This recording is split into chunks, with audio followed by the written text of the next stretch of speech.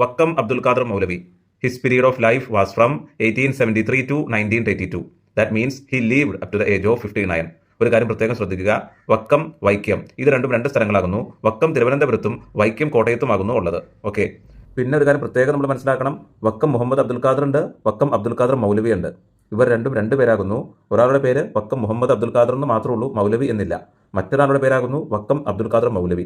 നമുക്ക് പഠിക്കാനുള്ളത് വക്കം അബ്ദുൽ ഖാദർ മൗലവിയെ കുറിച്ചാകുന്നു. വക്കം മുഹമ്മദ് അബ്ദുൽ ഖാദറിനെ കുറിച്ച് നമുക്ക് പഠിക്കാനില്ല.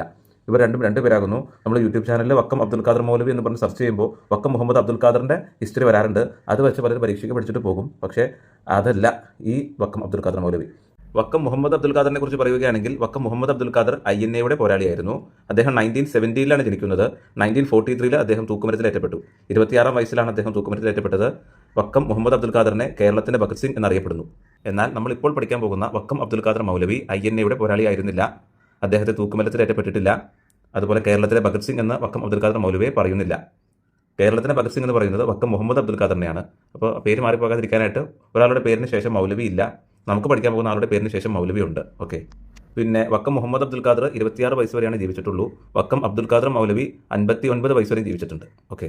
ഇനി നമുക്ക് നമ്മുടെ ടോപ്പിക്കിലേക്ക് വരാം. വക്കം അബ്ദുൽ ഖാദർ മൗലവി 1873 തിരുവനന്തപുരം ജില്ലയിലെ ചിറയൻകീഴ് താലൂക്കിൽ വക്കം എന്ന പ്രദേശത്താണ് വക്കം അബ്ദുൽ ഖാദർ മൗലവി ജനിക്കുന്നത്.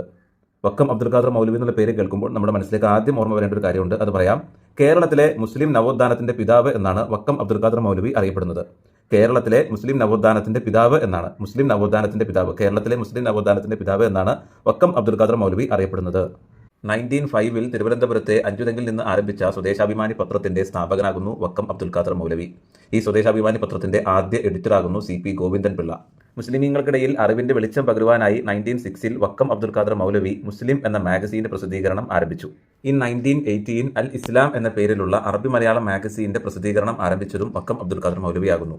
1931 വക്കം അബ്ദുൽ ഖാദർ മൗലവി സ്റ്റാർട്ടഡ് അനദർ പബ്ലിക്കേഷൻ. അതിന്റെ പേരാകുന്നു ദീപിക. ഈ ദീപിക എന്ന് പറയുന്ന പ്രസിദ്ധീകരണത്തിലാണ് ഖുർആൻ ആദ്യമായി മലയാളത്തിലേക്ക് തർജ്ജമ ചെയ്ത് വക്കം അബ്ദുൽ ഖാദർ മൗലവി പ്രസിദ്ധപ്പെടുത്തിയത്. ഖുർആൻ ആദ്യമായിട്ട് മലയാളത്തിലേക്ക് തർജ്ജമ ചെയ്ത് പ്രസിദ്ധപ്പെടുത്തിയത് വക്കം അബ്ദുൽ ഖാദർ മൗലവിയുടെ ദീപിക എന്ന പ്രസിദ്ധീകരണത്തിലായിരുന്നു. ട്രാവൻകൂർ അറബിക് ബോർഡ് രൂപീകരിച്ചപ്പോൾ അതിന്റെ ആദ്യ ചെയർമാനായിരുന്നു വക്കം അബ്ദുൽ ഖാദർ മൗലവി. മാത്രമല്ല അദ്ദേഹത്തിന് അറബി, മലയാളം, പേർഷ്യൻ, ഉറുദു, സംസ്കൃതം എന്നീ ഭാഷകൾ അറിയാമായിരുന്നു. സാമൂഹികമായ പിന്നോക്കാവസ്ഥ പരിഹരിക്കുവാനുള്ള ഏകമാർഗം വിദ്യാഭ്യാസമാണെന്ന് വക്കം അബ്ദുൽ ഖാദർ മൗലവി സമൂഹത്തോടായി പറഞ്ഞു. വക്കം മൗലവി മെമ്മോറിയൽ സ്റ്റഡി ആൻഡ് റിസർച്ച് സെന്ററിന്റെ ആസ്ഥാനം കോഴിക്കോടാകുന്നു.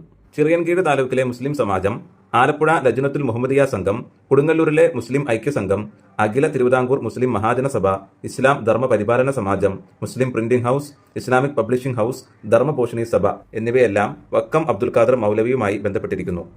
അദ്ദേഹത്തിന്റെ പ്രധാന കൃതികളാകുന്നു ഇസ്ലാം മത സിദ്ധാന്ത സംഗ്രഹം, അതുപോലെ ദാഉസ് സബാഹ്.